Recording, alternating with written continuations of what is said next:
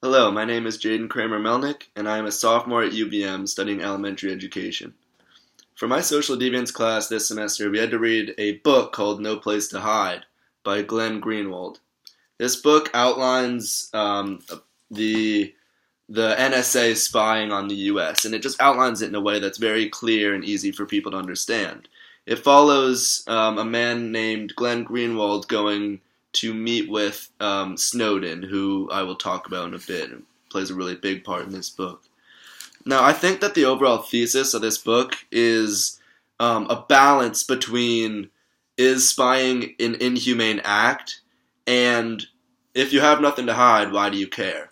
And I think that this is a really interesting thesis to cover, and I think that I will get into this more as I'm talking about the chapters later on. So, chapter 1 starts by talking about how Snowden really chose Greenwald to come see him, and Snowden is a very, very private, paranoid person who doesn't allow many people in his life. And so, to allow Greenwald to come and interview him is just like an amazing thing in itself. I found it really, really interesting that in the letters, there's a few letters throughout chapter 1, and they actually censor the names. So they're very, very scared of getting caught, and Snowden is probably the most paranoid person I've ever heard of. So Snowden is the one who really gets in contact with Greenwald, and he communicates him first through email, which is important because Snowden, as I said, is super paranoid. So him using means of communication alone is very unique.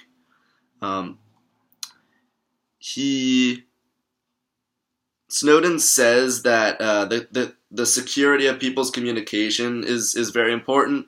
So Snowden is kind of on the side against the NSA and saying that the spying is slightly ridiculous, getting out of hand, stuff like that. He actually does talk about the Fourth Amendment, which is unlawful search and seizure, and I found that to be really interesting, and talking about how Snowden is bringing the Constitution and the amendments into it by saying that it is pretty inhumane the way that the NSA and that these organizations are keeping tolls on people. And I thought that was a really interesting point that he gave. And that kind of ended chapter 1. Chapter 1 was really just about talking about introducing Greenwald as a character, introducing Snowden as a character, and really figuring out their first interaction, which started in Hong Kong, where they first met to have their meeting. Chapter 2, it really starts with the day after Snowden arrives to Hong Kong, and that's the first day that they have the meeting. That's when Snowden and Greenwald have their first interaction. They meet at a hotel. They try to make sure that all their information isn't being disclosed. They're taking all the necessary precautions. They're having this meeting in a hotel, which first of all is trying to get them as secure as possible. When they first get into the hotel, Snowden actually unplugs the phone. He doesn't want to get interrupted. He is paranoid that people can hear him through the phone. And I think that if there is a little computer in the phone that they can be listening in on him, but I think that Snowden is just a really paranoid person, and it's slightly ridiculous. They talk about the security within the room, about how Snowden is, just super, super careful about phone lines. He puts a blanket over his head when he's typing on his computer so that if there's cameras on the ceiling, they can't see him. So like I said, this man is just absolutely paranoid that everybody is looking at him, and they kind of are. I mean, we are, being watched. Our computers, they can definitely see Facebook posts and all that social media, emails, phones are tapped. So he's not coming from a place of not true.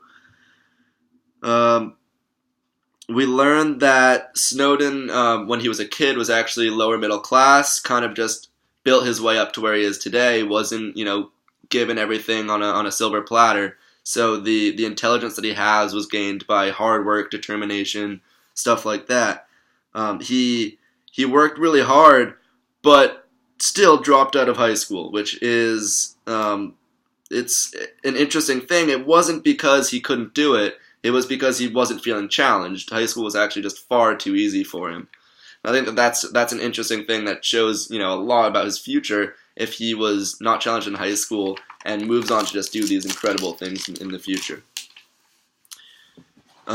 He was able to get jobs, with extensive technological difficulty because of his immense knowledge of technology that he had.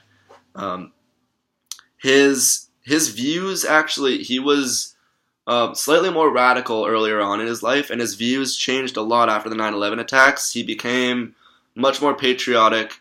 He actually started to, adore America as a country.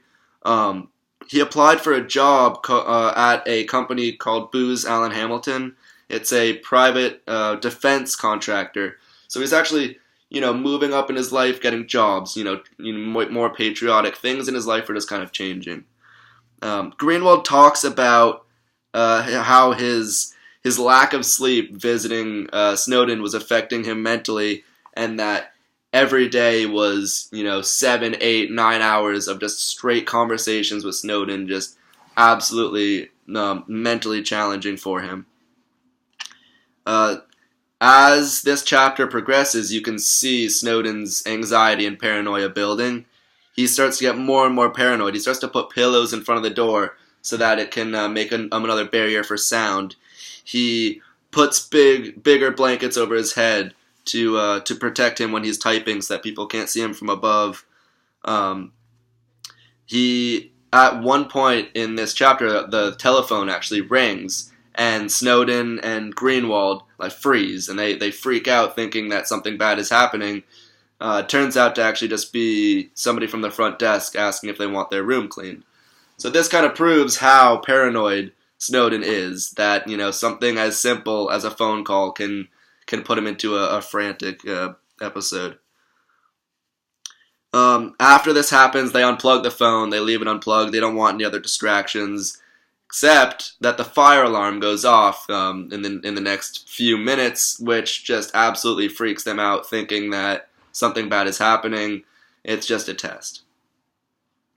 So then that chapter ends. We move on to chapter 3.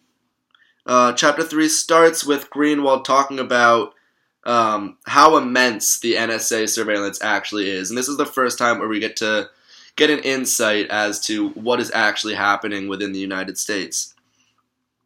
The NSA has a multitude of ways of getting into our communication systems. Many include wiretapping, straight into optic lines. They can even tap into optic lines that are underwater, which is just absolutely insane that they have this ability to do these things. Excuse me.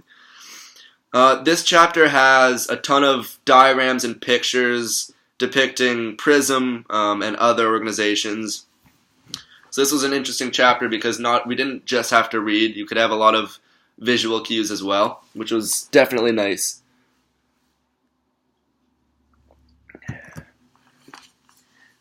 So this chapter talked about how Microsoft, a huge computer company, actually bought out Skype, which is an application for making calls through the computer.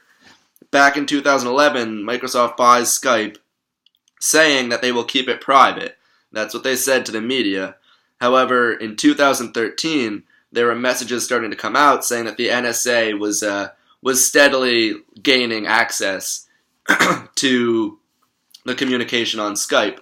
So I think that it's kind of scary that big companies like Microsoft that are worth billions of dollars can say one thing and then end up actually meaning something completely different. NSA is in collusion with a ton of other countries, the biggest being Britain, I believe. And the U.S. actually gave Britain, I think, £100 million of money to help their surveillance, to assist them and give them some of the knowledge that we had.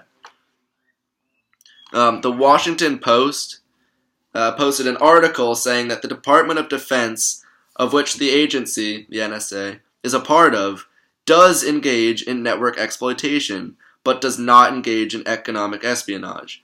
This is saying that the NSA admits that they are exploiting our networks. They are tapping into our phones, they are looking at what we post, but they're not doing it for economic reasons. So I don't know if that necessarily means that it's okay, but it means that they're not getting money from people.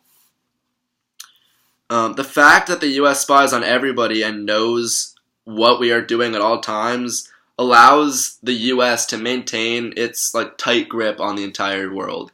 And it's the fact that people are just kind of living in fear, knowing that there's a possibility that we're looking in on them. We might not actually be looking in on them, and it's the idea that we might be that prevents people from doing bad things. Moving on to chapter 4. This is, talking about how our society as a whole has just become, ridiculously comfortable sharing information. If you think of a website like Facebook, we post our address, we post our phone numbers, we post just so much about ourselves, we post what we like, what we don't like, and this is just out in the world for everybody to see. And so when you're saying it's ridiculous that the NSA can spy on us and find this information when you're giving it to them anyway is kind of a ridiculous thing. A Google CEO named Eric Schmidt says, quote, "If you have something you don't want anybody to know, maybe you shouldn't be doing it in the first place." And I feel like that's a good point. I mean, if you're afraid that people are watching you doing something bad, then why are you doing that bad thing? Mark Zuckerberg is the CEO and the creator of Facebook, who is also a very paranoid and an anxious person. He bought the 4 houses that are right next to his house so that he could be more alone in his house in Palo Alto, California. So, I mean, that is just ridiculous. He is just so paranoid of people that he bought out the houses near him so that nobody could live around him. So there's a lot of vast database of the promiscuity that people are doing online. The pornography that people look at, stuff like that, and that is just collected for online. And I feel, and the NSA has, they can get into these folders, and I think that is absolutely terrifying. And I think that it's interesting that with all of this surveillance that we have, and with all of these precautions that we have, we still can't prevent everything. And as sad as it is, we have this surveillance and all this stuff, and it can't prevent stuff like the Boston bombing and things like that. And last is chapter 5, which is really, really sad, and it's the media just absolutely attacking Greenwald and Snowden about this book, and they're so angry about Greenwald taking Snowden and just leaving letting this information out into society and into the media. People call Greenwald a lawyer and a blogger, a ton of names of things that he's not. People think that Greenwald should suffer criminal charges when this book was released. However, people thought that he was still withholding information. Even after this book came out, people are still thinking that there's more information that we deserve to know and that we're not being told. Snowden suffered public persecution as well. He actually was persecuted so much that it forced him to leave Hong Kong. He left Hong Kong, moved to Moscow, and this move actually made it very, very difficult for reporters and journalists to get in contact with him. So all of this just made it very, very hard to get in contact with Snowden.